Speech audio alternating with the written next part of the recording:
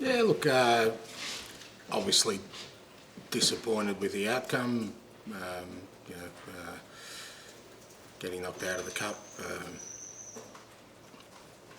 We weren't at our obviously fluent best, particularly early on, which is not surprising, considering the kind of the amount of changes I made. The fact that the boys, a lot of the players tonight, that's their first start for the season. So we lacked a little bit of cohesion, fluency. But I really like the way we hung in there. You know, there's many different ways that you kind of grow as a team, and I thought we showed some real character tonight and personality to hang in there. I thought the second half we had our moments to kind of maybe go on and win it, but you know we ultimately we weren't able to get over the line, and you lose on penalties, so you got to just wear it. Can you talk us through the team selection and why you made so many changes? Because I guess with no European football, there's sort of even more of a case that the cup should have been right up there with your priorities this season. Yeah, it is my priority, mate. But like I said, there's no European football, so how am I going to find out about our players? What opportunity would I have to do that other than a game? And they're all Tottenham players. They're all part of our club. So we put out, like I said the weekend, we put out a lineup tonight that would hopefully give us energy, and we just weren't able to get over the line. But that doesn't mean that the cup or any game is not a priority for us. But from my perspective, we're very much at the discovery stage, mate. So I need to find out,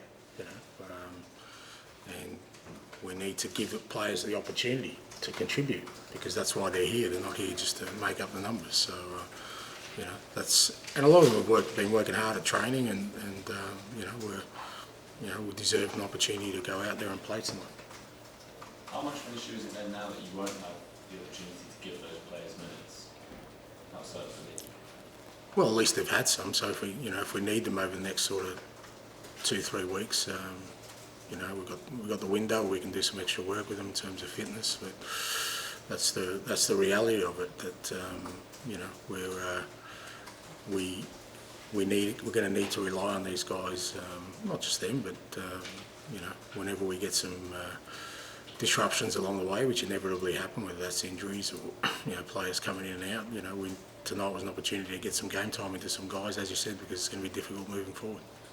Does that change anything with the sort of size of squad that you want to have, ideally, just given there is only one competition that you're in between now and January? No, not really. No, I think the size of squad in my mind is the same as it's always been. That we want to have a squad that's resilient enough to grow and be competitive in a tough Premier League season.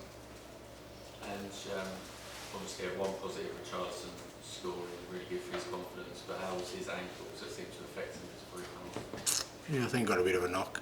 Yeah, look, I mean, I guess because everyone's been talking about it, it's great for him to score a goal. I think he's played better for us in the other games. So, I mean, I'm still looking at. I get why other people look at that, and I understand that. But for me, it's about contributing to our football, how we play, and I thought we gave away the ball a little bit too much tonight, and not just him. There was a few players in that boat, and it's an important part of our game. So that's the stuff that I want Richie to keep working on and improving. I think the goals will come. I think the way we play, our strikers, our attacking players, all our players will get opportunities to score. To me, it's more about the overall game that's much more important at this stage. And when you look at the sort of squad as a whole that was used to that, kind of ignoring those guys that you think may leave the club, do you feel like you'd like more players to come in during these next few days? Well, I think again my sort of views around that haven't really changed. We need to trim the squad, and we need to get some. To get to a sort of more manageable state, and then see what's available for us to then bring in players to strengthen the squad in a couple of areas I think we may need. You said you're in discovery, Ange. I mean, did you learn more tonight about who you can and can't rely on going forward? Yeah, I wouldn't say can't rely on. I mean, that's a bit harsh for me to sort of measure somebody when you're doing that. But I think, like I said, I thought you know, there was some real. I like the way that we hung in there. That's going to be important for us. There's some character and resilience shown amongst the guys that I think is going to be needed moving forward, just amongst the group. You know, like I said, we've come away in a cup game to a Premier League side and lost on penalties. So, you know, if we'd lost 4-0 or, you know, got blown away, then maybe there'd be a different discussion to be had. But, you know, if we'd won on penalties, would my views be different right now? No, it'd be exactly the same. So it's not really, you know, measured by the outcome. It's more measured about, you know, the whole sort of experience of us seeing the guys out there, how much they're, you know, understanding our football. And I thought there were some good moments, and obviously there's some moments we still need to improve on. This is a genuine question. Did your players have difficulty in picking each other out in your cappuccino away strip tonight? Because I must admit, I struggled to follow them in my peripheral vision. There are a lot of misplaced passes in the first half. I just wonder whether the actual visibility of the shirt was an issue.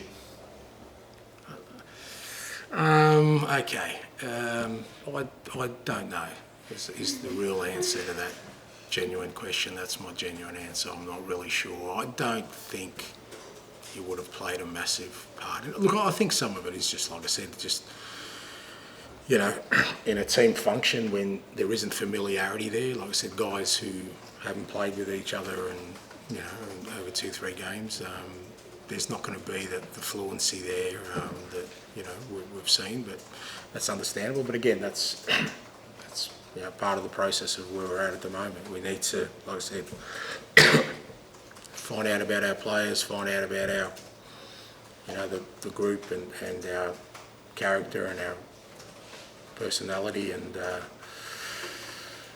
don't know, maybe we need to check out colour matching capabilities. I don't know, cappuccino, so that was okay. Nice. Ange, you gave Dane Scarlett's first minutes of this season. What did you make of his performance, and is it your intention to keep him in the club beyond the transfer window?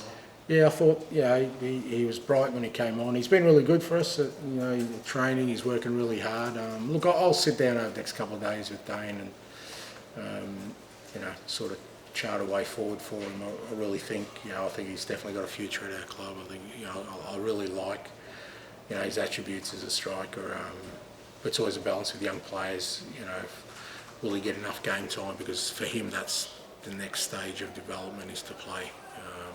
You know, he played a fair few games last year, but I think he's actually improved as a player since then. And you know, I'll make that decision over the next sort of couple of days and sit down with him. But I certainly see him as a Tottenham player, and you know, a lot of that will depend on sort of what else happens over the next sort of 2-3 days. Okay, thank you very much. Thank you.